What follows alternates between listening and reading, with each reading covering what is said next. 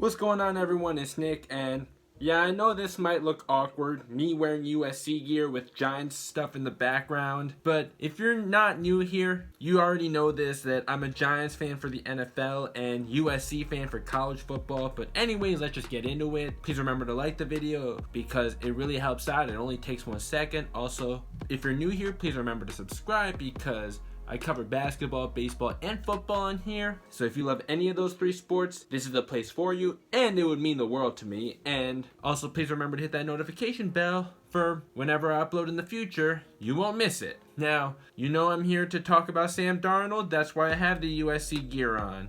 But before we go any further, rest in peace DMX. This one really hurts, because I've been listening to him since I was in high school, and it's really sad to see him go out like this at just 50 years old. Truly one of the most raw, unique, and versatile to ever pick up the mic. So, moment of silence for DMX.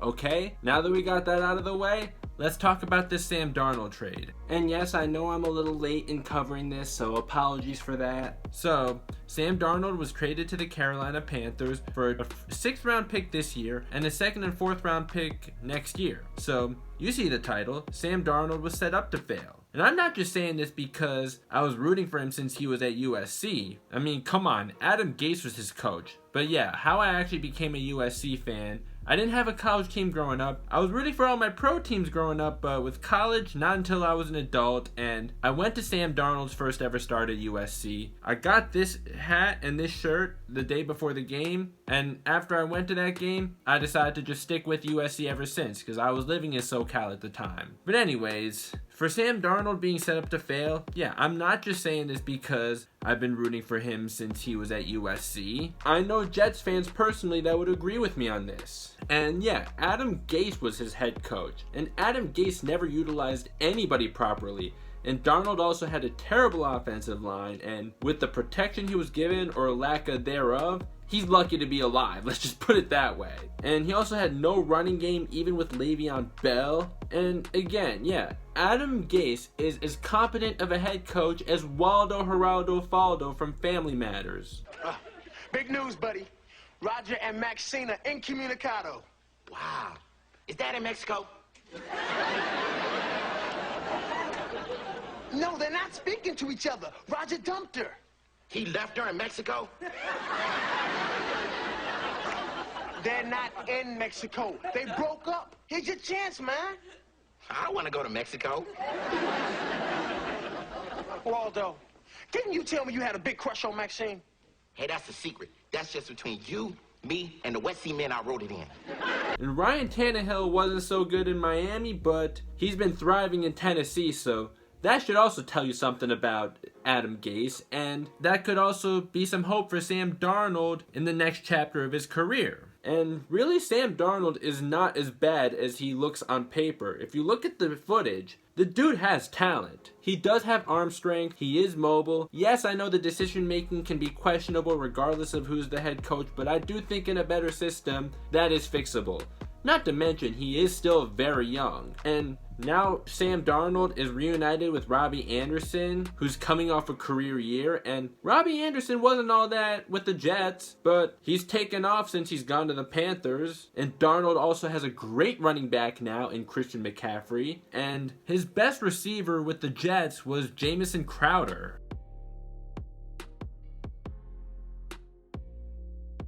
And the Panthers also do have a better offensive line, and yeah, I know that's not saying much compared to the Jets, but still, the fact that they do have a better offensive line definitely makes it a better situation for Darnold. And the Panthers also do have some draft capital, including the 8th overall pick this year, and they have 8 total picks this year. And take what you will for PFF, but the Panthers' offensive line is ranked 18th.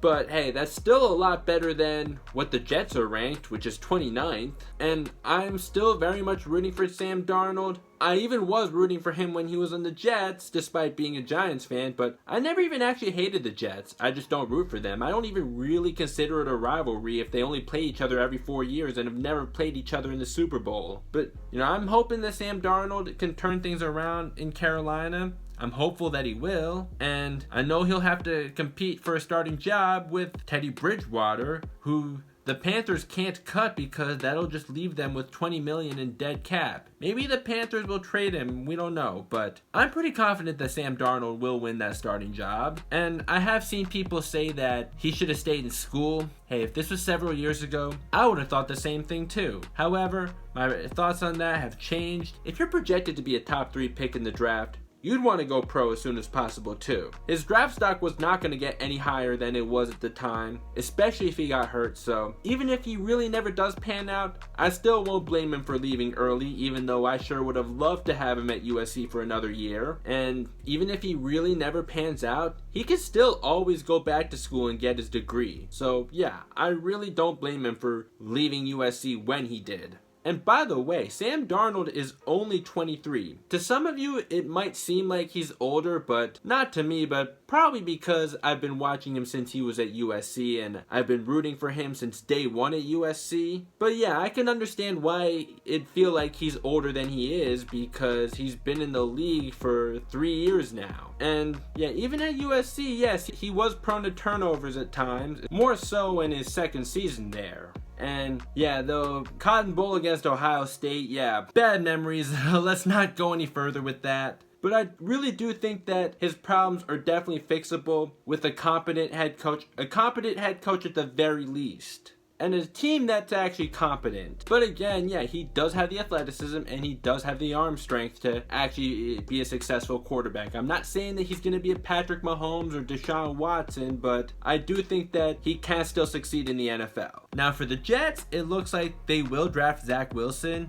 At this point, I don't know if I'll ever trust what the Jets do, and obviously Zach Wilson has upside when he's going this early in the draft, but there's also a good chance that he doesn't pan out, especially if the Jets draft him, knowing their history. But if you really do think that he's going to be a generational talent regardless of who drafts him, you can feel free to tell me why you think so in the comments. But the Jets had to move on from Sam Darnold no matter what, regardless of his potential, because things just weren't working out with him. And they have a chance at developing a new franchise quarterback. So those are just my thoughts on the Sam Darnold trade. That's the end of this video. Please remember to like the video if you still haven't yet, and please remember to subscribe if you still haven't yet. Also, please hit that notification bell so you don't miss any of my future uploads. You can tell me in the comments what you think, and I will see you next time.